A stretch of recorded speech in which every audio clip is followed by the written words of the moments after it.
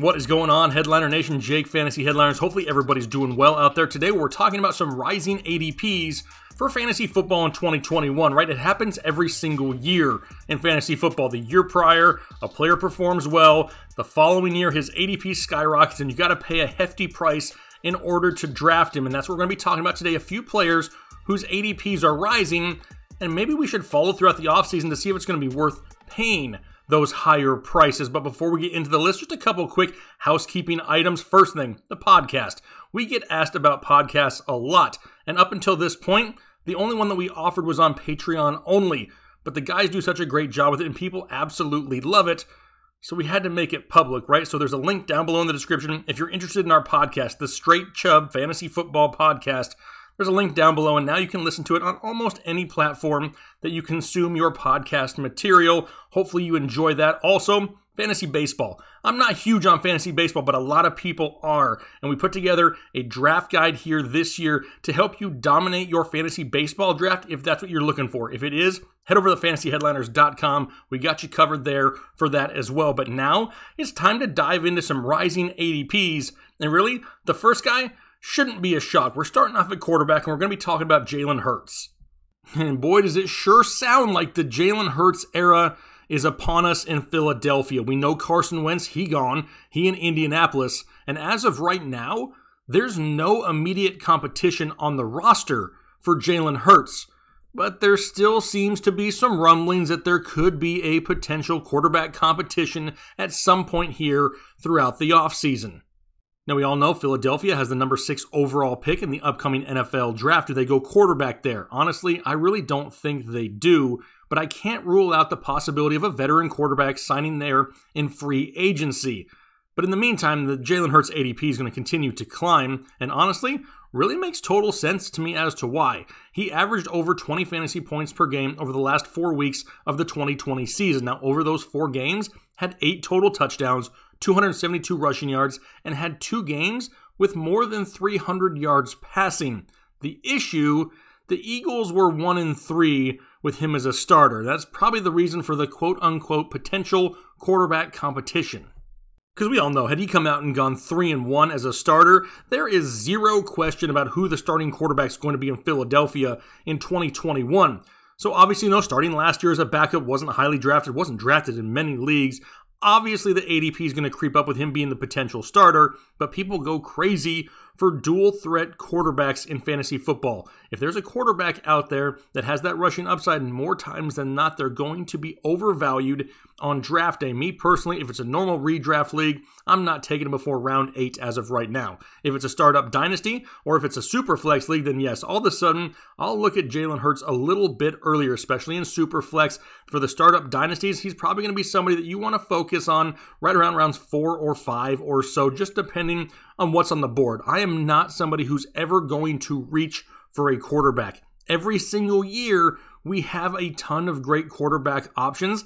I don't want to waste missing out on a top running back, wide receiver, maybe even a tight end to grab a deep position like quarterback that early. Just something to pay attention to. But Jalen Hurts, he's definitely on the rise.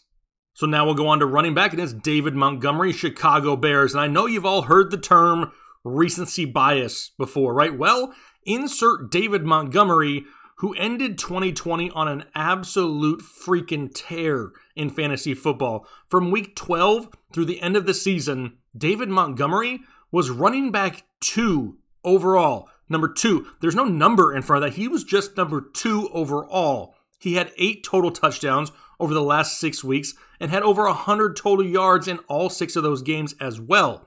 And really, it had everything to do with just committing volume to him on a weekly basis.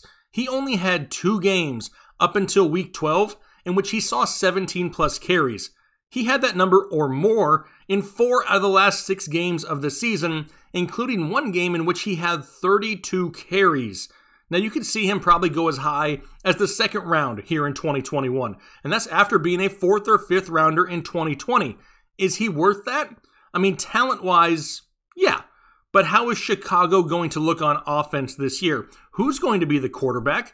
Is it Mitch Trubisky? Is it Deshaun Watson? What about the rumors of Russell Wilson? All these things play a huge part.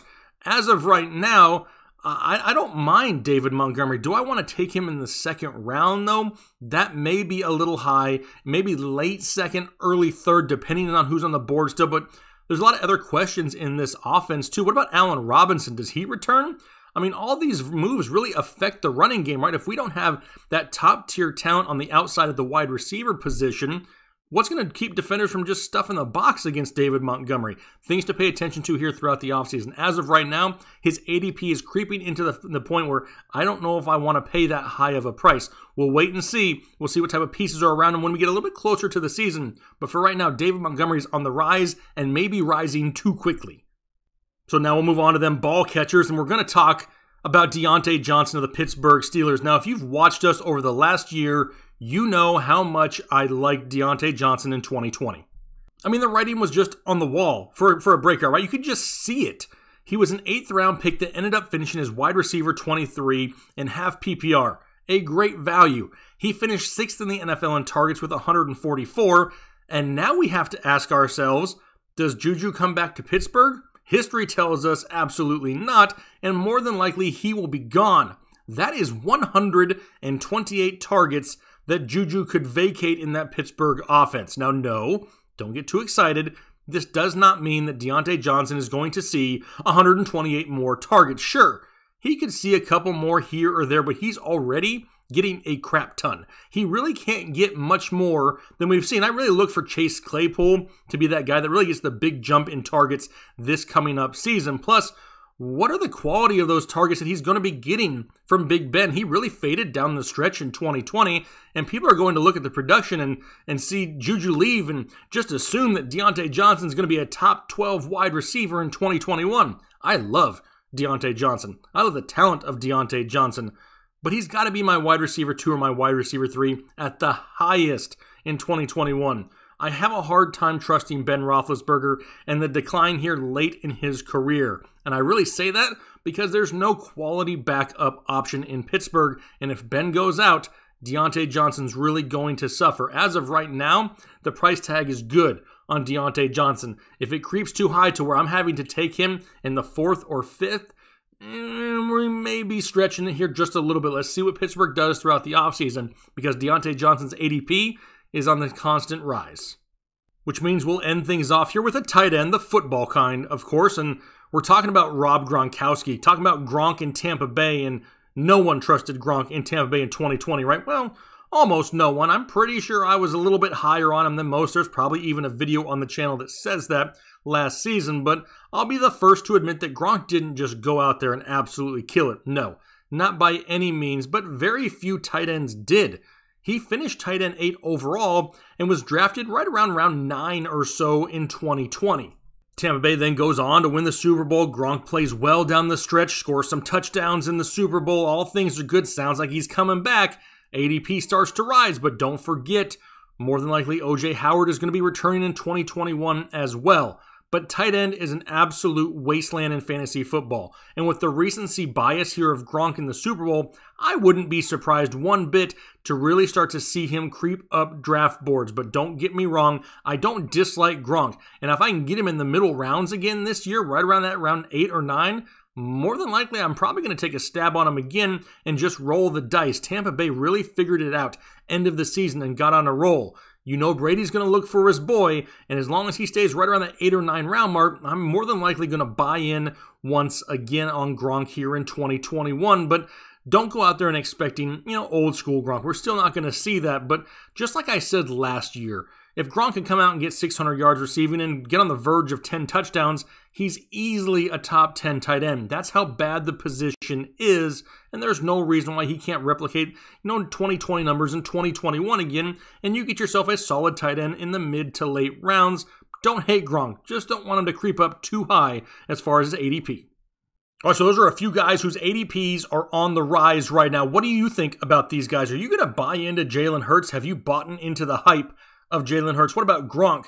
Are you expecting big things from him in 2021? Once again, leave those comments down below in the comment section. We'd love to interact. Here in the offseason, I'm going to do my best to answer every comment on every video. Can I promise that?